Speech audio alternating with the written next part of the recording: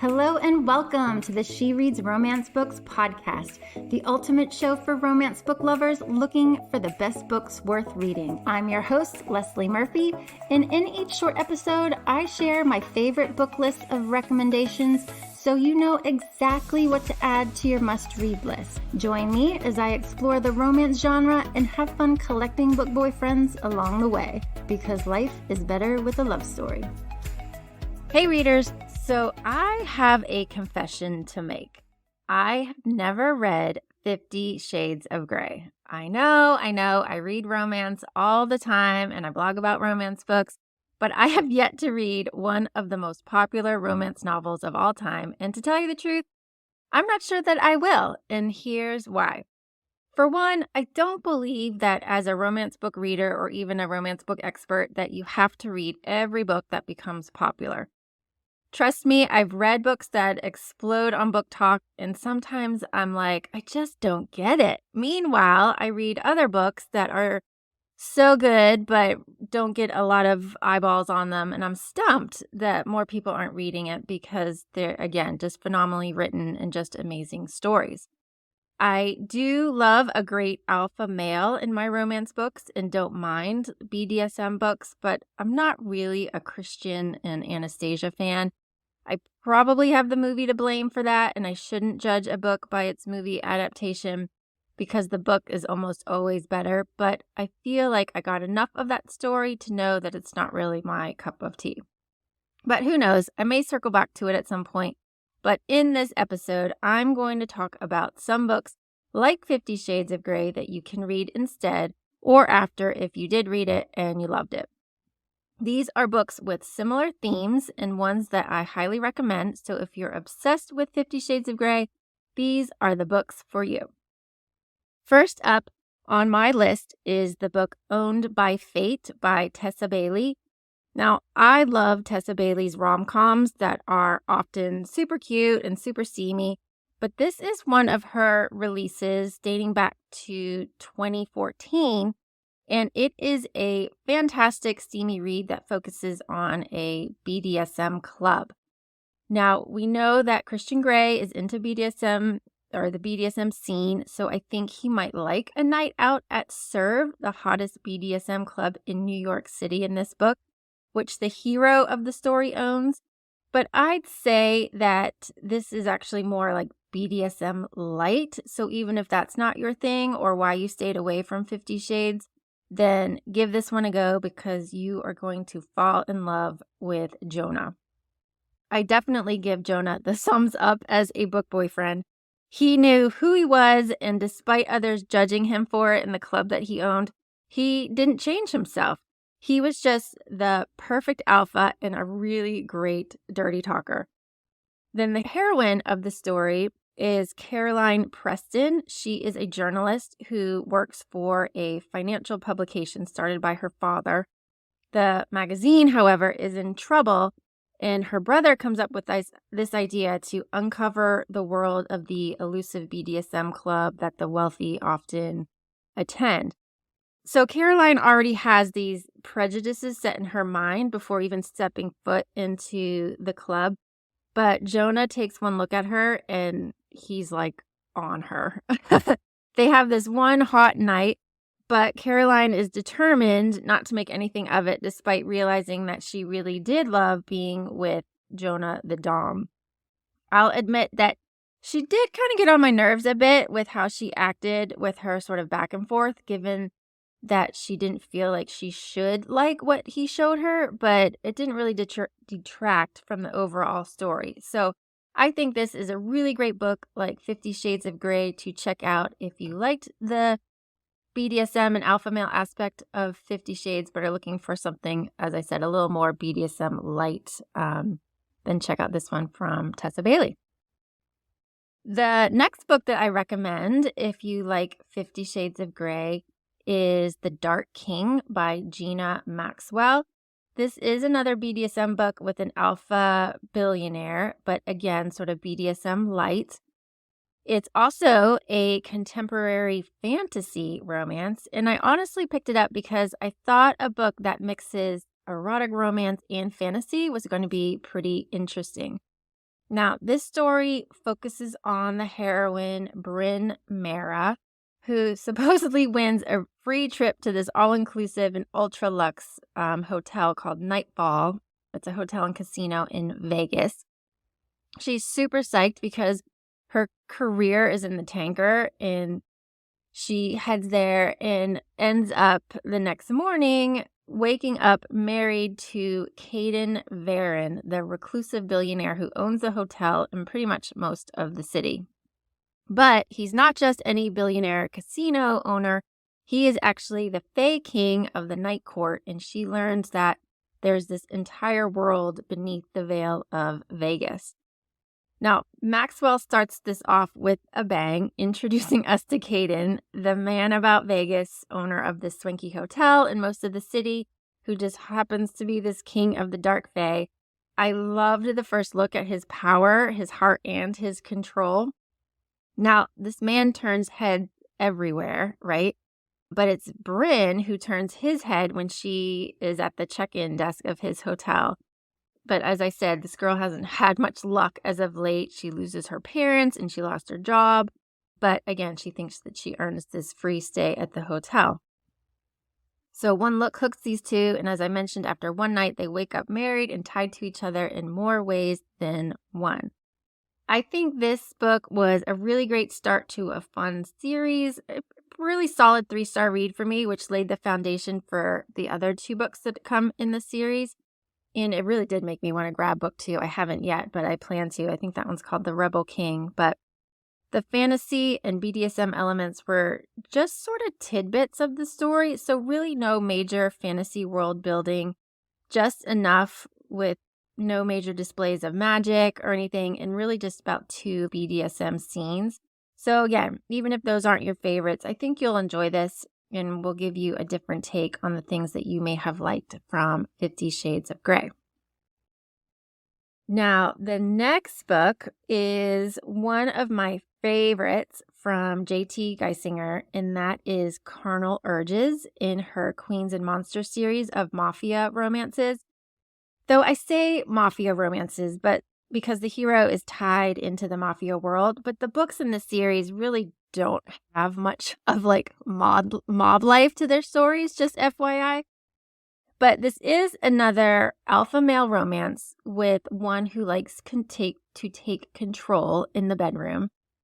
But it's slightly different from 50 Shades of Grey in that the heroine is not this like meek virgin heroine, but a character who is really badass. I loved Sloane. She is absolutely one of my favorite heroines in romance after reading this book.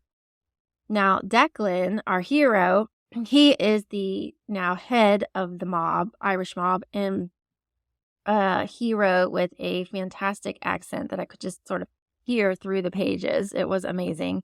He ends up kidnapping Sloane. So he ends up kidnapping Sloane, who is the best friend to Declan's mortal enemy's fiance, if you can follow that one, whose love story you get in the first book in the series, Ruthless Creatures. So Declan basically kidnaps Sloane and blames her for starting this war between enemies, and he plans to use her against his enemies. But sort of what transpires is this awesome forced proximity romance with the two just really having this great sparring with each other with the absolute best banter that just makes, all the sparks and chemistry fly between the two. I mean, if I was kidnapped by a mafia leader, I'm not sure that I'd be so cavalier like Sloane was in this book, but she works her magic and she gets Declan's right-hand men wrapped around her little finger, and it's pretty much on from that point forward. I actually think that the BDSM relationship fit the two really well. You get some really great dirty talk, some spanking, and he shuts her up in a really fun way just to give him some peace. But these two were just fire in this book. So if you like 2 characters who just bring out the best of each other and can banter with the best of them, then I highly recommend Carnal Urges as a book to read after or instead of 50 Shades of Grey. My next recommendation, moving on for books like 50 Shades of Grey, is Twisted Lies by Anna Huang, the fourth book in her Twisted Love series, which is a book I really enjoyed due to the morally gray main character, who ironically has the same name as Christian Grey. But this Christian is also a wealthy alpha male who is really a man of few words and takes what he wants.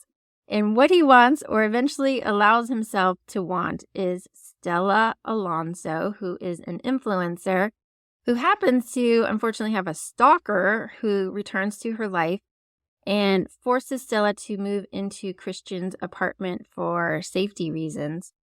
They also start up a fake relationship that so she can look more enticing for this big brand contract that she's after. And so that fake relationship is what also brings the two closer in this one.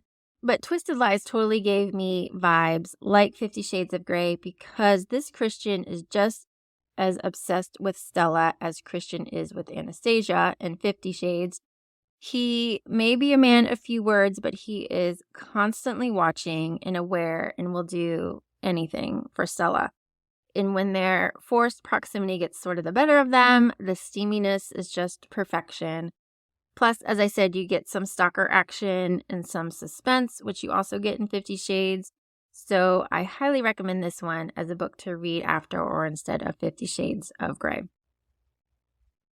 Moving on, my next and I think final recommendation is Salt in the Wound by Sierra Simone, which is actually a novella prequel to her novel Salt Kiss, which is in the Lioness series.